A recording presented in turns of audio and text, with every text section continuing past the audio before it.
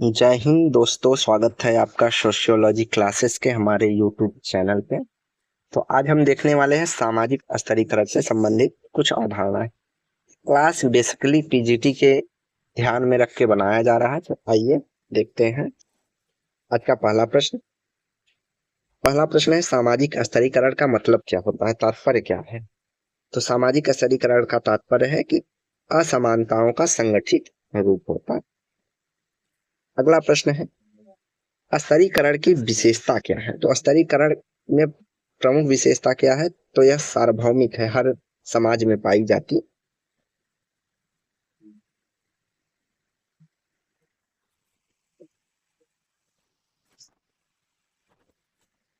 तो सार्वभौमिक है। अगला है सामाजिक गतिशीलता किसमें देखी जाती है। तो सामाजिक गतिशीलता हमारा वर्ग परिवर्तन में देखा जाता है। अगला है एस्क्राइब्ड स्टेटस का उदाहरण है। तो प्रदत्त परिस्थिति का उदाहरण है हमारा जाति। अगला है अचीव्ड स्टेटस का उदाहरण है। तो इसका उदाहरण है शिक्षा और योग्यता। अगला है क्लोज सिस्टम का उदाहरण है। तो क्लोज सिस्टम का उदाहरण है हमारा कौन सा, जाति व्यवस्था।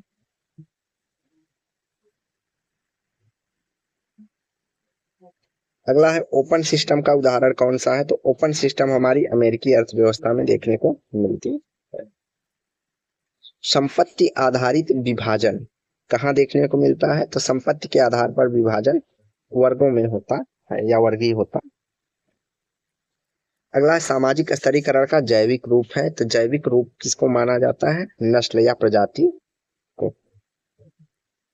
अगला है स्तरीकरण मानव समाज की अस्थायी विशेषता है, किसने कहा, डेविस और मुरे ने।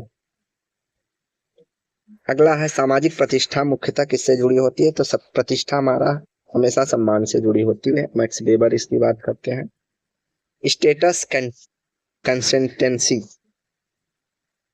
का अर्थ क्या है। तो स्टेटस कंसिस्टेंसी का अर्थ है कि सभी क्षेत्रों में सभी की समान स्थिति। अगला है स्टेटस इनकंसिस्टेंसी क्या है।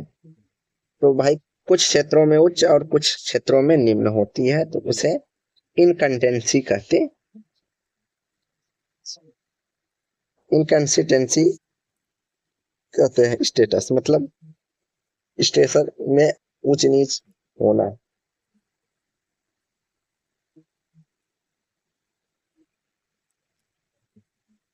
अगला स्तरीकरण की सार्वभौमिकता किसने प्रतिपादित की है, यह डेविस और मुरे है। अगला है ई स्टेट सिस्टम मतलब सामंतवादी व्यवस्था, किससे जुड़ा है, सामंतवादी व्यवस्था से। अगला जाति जन्म से तय होती है, यह किस व्यवस्था की है, तो जाति व्यवस्था की विशेषता है। संपत्ति शक्ति और प्रतिष्ठा की बात करते हैं। तो संपत्ति शक्ति और प्रतिष्ठा की बात करते हैं मैक्स वेबर। अगला सामाजिक असमानता की धारणा सबसे पहले किस समाजशास्त्री ने दी थी। तो सबसे पहले प्लेटो ने इसकी कही थी। अगला सामाजिक गतिशीलता का प्रकार क्या है। तो सामाजिक गतिशीलता का प्रकार होता है ऊर्ध्वाधर गतिशीलता, अधोगत अधोगतिशीलता, क्षैतिज गतिशीलता, तीनों है उपरोक्त सभी। ऊपर की ओर जाएंगे तो ऊर्ध्व, नीचे की ओर गतिशील होंगे तो निम्न या अधोगतिशीलता, और जब एक लेवल से सेम लेवल पर एक स्थान से दूसरे स्थान पर गतिशील होंगे तो उसको क्षैतिज गतिशीलता कहते हैं। जाति व्यवस्था का सामाजिक गतिशीलता का स्तर होता है उच्च, शून्यतम, बहुत कम। तो जाति व्यवस्था में जो है गतिशीलता बहुत कम होती है, शून्य या बहुत कम कह सकते हैं। अगला है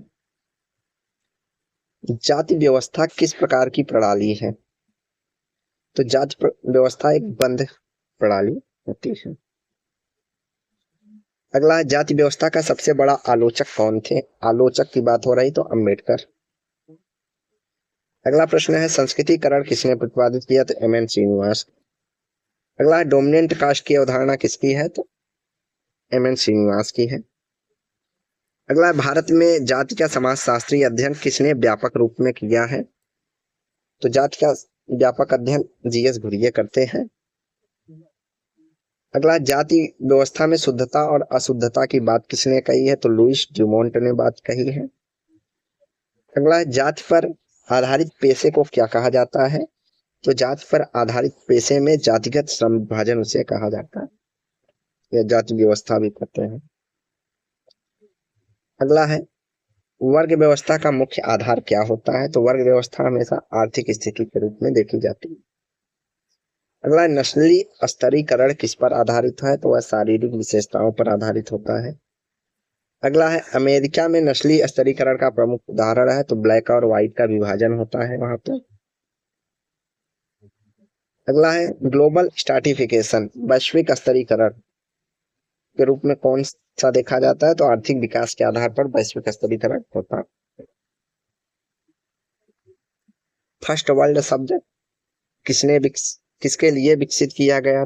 फर्स्ट वर्ल्ड वह है जो विकसित देश है, जैसे अमेरिका, ब्रिटेन, ये सब फर्स्ट विश्व, प्रथम विश्व या फर्स्ट वर्ल्ड कहे जाते हैं। थर्ड वर्ल्ड का अर्थ क्या है? थर्ड वर्ल्ड का अर्थ होता है कि अफ्रीका, एशिया, लैटिन अमेरिका जैसे विकासशील देश, तीसरे विश्व। अगला है, डिपेंडेंसी थियरी निर्भरता का सिद्धांत किससे संबंधित है? तो विकास और अविकास, मतलब विकसित देशों के ऊपर अविकसित देश निर्भर करते हैं, उसको डिपेंडेंसी थियरी कहा गया। वर्ल्ड सिस्टम थियरी किसने दिया? तो वर्ल्ड सिस्टम विश्व व्यवस्था सिद्धांत वालरस्टीन का है। पेरिफेरल नेशंस शब्द का या सिद्धांत किस शब्द का या किस अवधारणा का भाग है? पेरिफेरल नेशन शब्द किस सिद्धांत का भाग है? तो यह वर्ल्ड सिस्टम थियरी का भाग इसका है, world system theory. Digital divide किस प्रकार के स्तरीकरण की है? तो डिजिटल डिवाइस तकनीकी नॉलेज के ऊपर निर्भर होता है। अगला है, ग्लोबल इनइक्वालिटी का सूचकांक कौन जारी करता है? तो HDI जारी करता है। अगला है, लैंगिक असमानता का प्रमुख सूचकांक कौन जारी है? तो GDI करता है, जेंडर डेवलपमेंट ऑर्गेनाइजेशन या एजेंसी, GDI। फेमिनाइजेशन नारीकरण की पॉवर्टी या स्त्रीकरण, गरीबी का स्त्रीकरण करके कुछ एक उदाहरण आती है, वो क्या है? तो स्त्री का गरीबीकरण, महिलाओं में गरीबी है, फेमिनाइजेशन ऑफ पॉवर्टी। कारण इसका बताया गया कि महिला घरेलू वर्क करती है, इस कारण उनमें गरीबी ज्यादा देखी जाती है, वो दूसरे के ऊपर निर्भर होती है। अगला है, आलोचनात्मक दृष्टि। ट्यूमिन ने डेविस और मुरे के सिद्धांत की आलोचना क्यों की? तो क्योंकि यह असमानता को प्राकृतिक मानता है, यह वर्गों को नजरअंदाज करता है, यह शक्ति की उपेक्षा करता है, यह जाति पर केंद्रित होता है, असमानता को प्राकृतिक मानता है, इस कारण ट्यूमिन ने आलोचना की है। नारीवादी दृष्टिकोण के अनुसार असमानता का प्रमुख स्रोत है, तो नारीवादी लिंग को मानती है, कहती है पितृ सत्तात्मक व्यवस्था असमानता का प्रमुख स्रोत है। इंटरसेक्शनलिटी की अवधारणा संबंधित है, तो लिंग, नस्ल और वर्ग के मेल से संबंधित। किम्बर्ले फ्रेसा ने इंटरसेक्शनलिटी की अंतर अनुभागीयता की अवधारणा दी है। पावर एलीट की संकल्पना किसने दी है? तो पावर एलीट की बात करते हैं पैरेटो। कल्चरल हेजीमनी सांस्कृतिक प्रभुत्व की बात करते हैं एंटोनियो ग्राम्सी। अगला है, मेरिटोक्रेसी किस पर निर्भर करता है? तो योग्यता पर। इक्वालिटी ऑफ अपॉर्चुनिटी का तात्पर्य क्या है? तो सभी को समान प्रारंभिक अवसर प्राप्त होना, इक्वालिटी ऑफ अपॉर्चुनिटी।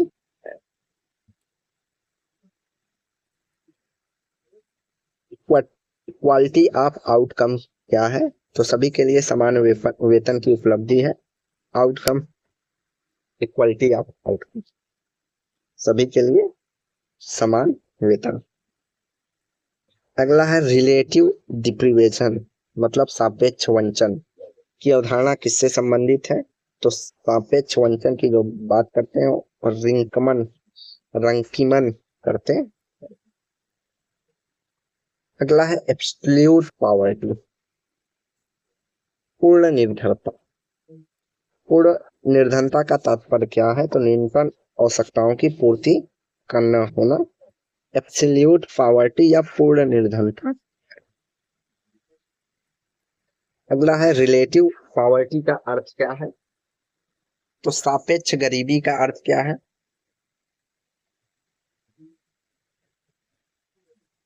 तब जब हम अन्य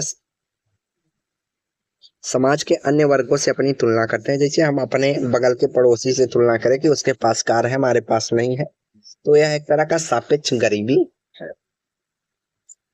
अगला है स्ट्रक्चरल मोबिलिटी किसे कहते हैं? मतलब संरचनात्मक गतिशीलता। तो सामाजिक संरचना में होने वाले परिवर्तन को सामाजिक गतिशीलता कहते हैं। इंटरजनरेशनल मोबिलिटी, अंतर पीढ़ी गतिशीलता किसे कहते हैं? जब दो या दो से अधिक पीढ़ियों के बीच गतिशीलता होती है तो उसे अंतर पीढ़ी गतिशीलता कहते हैं। इंट्रा जनरेशनल मोबिलिटी होता है जब एक ही पीढ़ी के भीतर गतिशीलता होती है। एक ही पीढ़ी के भीतर गतिशील हो, जैसे हम हैं और क्लर्क के पद से हम एसडीएम के पद तक पहुंचते हैं, तो ये हमारा एक पीढ़ी में गतिशीलता हो रहा है, तो इसको अंतः पीढ़ी गतिशीलता कहें। अगला है वर्टिकल मोबिलिटी क्या है? तो वर्टिकल मतलब ऊर्ध्वाधर, उच्च या निम्न स्तर पर जाना। उच्च या निम्न स्तर पर जाना, चाहे ऊपर की ओर गतिशीलता हो चाहे ऊपर से नीचे की ओर गतिशीलता हो, इसको वर्टिकल मोबिलिटी कहते हैं। ऊपर जाता है उसको ऊर्ध्वाधर और नीचे जाता है तो उसे अधोगतिशीलता के रूप में देखा जाता है। हॉरिजॉन्टल मतलब क्या होता है? क्षैतिज मतलब होता है समान स्तर पर स्थिति में परिवर्तन। क्षैतिज गतिशीलता क्या है? समान स्तर पर ही स्थिति में परिवर्तन या स्थान का परिवर्तन। अगला है सोशल एक्सक्लूज का तात्पर्य क्या है? तो सोशल एक्सक्लूज का तात्पर्य है कुछ अवसरों पर वंचित करना, एक्सक्यूज देना। तो यह कुछ वर्गों को अवसरों से वंचित कर देना सोशल एक्सक्लूज है, मतलब उनको बाहर रखना, बहिष्करण करना। अफर्मेटिव एक्शन, सकारात्मक क्रिया क्या है? तो सकारात्मक क्रिया है असमानता को कम करने वाली नीतियां। रिजर्वेशन पॉलिसी से भारत किसका उदाहरण देता है? रिजर्वेशन पॉलिसी सकारात्मक भेदभाव का उदाहरण है। अगला सामाजिक स्तरीकरण के अध्ययन का उद्देश्य क्या है? सामाजिक स्तरीकरण के अध्ययन का उद्देश्य है समाज में असमानताओं की पहचान करना और उनका समाधान करना। तो यह वीडियो यहीं समाप्त होती है। वीडियो को लाइक एंड शेयर करें, चैनल को सब्सक्राइब करें। धन्यवाद।